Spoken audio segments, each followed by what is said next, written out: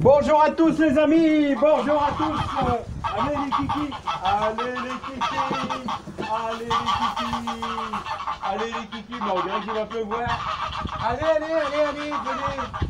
Bon, alors les amis, si vous me voyez à nouveau, ici le 16 mai, eh ben c'est pour travailler les amis. Hein. C'est pour travailler, bah quoi les chefs, ah ouais, les chefs arrivent, il n'y a plus rien. C'est pour travailler. Il y a encore une fois du vent dans les Hauts-de-France. Bah qu'est-ce qu'il y a les bébés là? Vous avez faim? Vous avez faim? Alors les amis, je vous invite, vous savez, ce 16 mai, qu'est-ce qu'on va faire? Eh ben on va mettre des choux. On va mettre des choux de Milan. Alors qu'est-ce que j'ai mis? Choux de Milan, choux cabu, si ça vous dit. Allez, on va attaquer ça dans le jardin. Là, il y a du vent, alors je vais essayer de protéger un petit peu. Ah, c'est pas évident, hein, de filmer avec du vent. Alors, Rocco, comment ça va? Alors, les trois petits bébés, là, on s'habitue, hein. Oh là là, il fait pas beau, hein. Il fait, allez, il fait peut-être 13 degrés. C'est pas terrible. Allez, on va travailler dans le jardin et on va protéger nos choux, les amis, contre l'hernie du chou. Allons-y, c'est parti, mon kiki. Bon bah les amis, pourtant il n'y a pas trop gelé, je comprends pas. Et je crois pas qu'on aura beaucoup de cerises. Ah, non, hein, je pense pas. Hein. Ah là là, il y a des années comme ça. Qu'est-ce que vous voulez? C'est comme ça les amis. Hein. Ouais, pas beaucoup de cerises. Alors les amis, ça y est, on est parti. On va mettre nos choux cabus. Et je vous conseille de laisser au moins 70 cm entre vos choux. Hein. Choux de Milan, choux cabu, tout simplement. Alors on est au 16 mai. Mais sachez que si vous pouvez les implanter un petit peu plus tôt, c'est pas mal non plus. Hein. Voilà, 70 entre chaque chou, je vous le conseille, parce que ça prend de l'ampleur.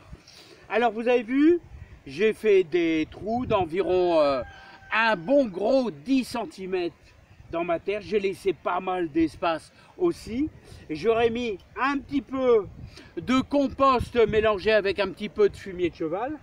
Et on va les protéger. Vous savez ce qui se passe avec le chou? C'est l'hernie du chou. Vous avez une déformation de sa racine. Et comment on peut faire? Ben, en mettant un petit peu de cendre de bois. Voilà, dans votre terre. Alors tout simplement, on va y mettre un petit peu de cendre de bois léger, voilà, comme ça, une petite poignée légère, enfin une petite, allez on va dire une cuillère à café, hein. Une cuillère à café dedans, hop, hop, hop, hop, hop, voilà, voilà. Alors, maintenant les amis, ah il y en a un que j'ai oublié, voilà. On va les implanter. On va surtout bien les positionner pour qu'ils résistent au vent, parce qu'ici ils sont en plein vent. Je vous rappelle, 70 entre chaque chou.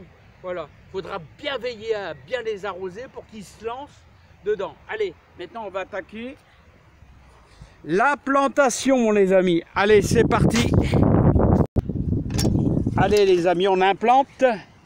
Alors, vous voyez, on a apporté des apports bien nutritifs pour notre chou, pour dire de le lancer. Mais n'oubliez pas qu'il lui faudra un petit peu d'eau quand même. Hein. Voilà, donc tout au long de sa croissance, il faudra lui apporter quand même un peu d'eau. Voilà, vous allez pouvoir pailler même. Hein. Vous pouvez pailler. Alors vous voyez, c'est tout simple. Hein. Vous recouvrez quasiment jusqu'aux premières feuilles. J'ai essayé de mettre de la terre fine, mais c'est pas toujours facile parce qu'ici la terre elle est assez difficile à travailler. Et je vous fais voir le deuxième, alors qui est ici. Tout simplement, hop, on le met dedans, on le recouvre un petit peu de compost et de fumier, voilà, de cheval léger. Là, j'en ai pas mis énormément, une belle poignée quoi. Hein. Et voilà, on fait une petite cuvette. Tout simplement, on appuie un petit peu dessus, voilà, et tranquillement, maintenant, il m'en reste un là-bas, que je vais implanter vite fait, et ensuite, après, on va veiller à faire un bel arrosage, voilà, comme ici. Voilà. Vous allez arroser un petit peu sur le côté. Vous voyez, un petit peu sur le côté.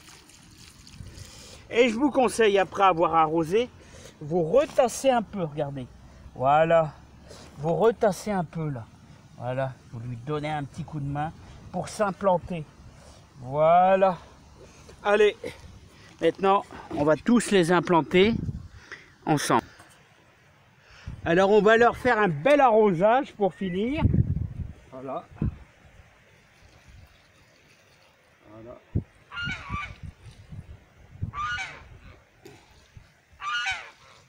Et je vais vous donner un dernier conseil, les amis, au sujet des choux de Bruxelles. Voilà. Je finirai après.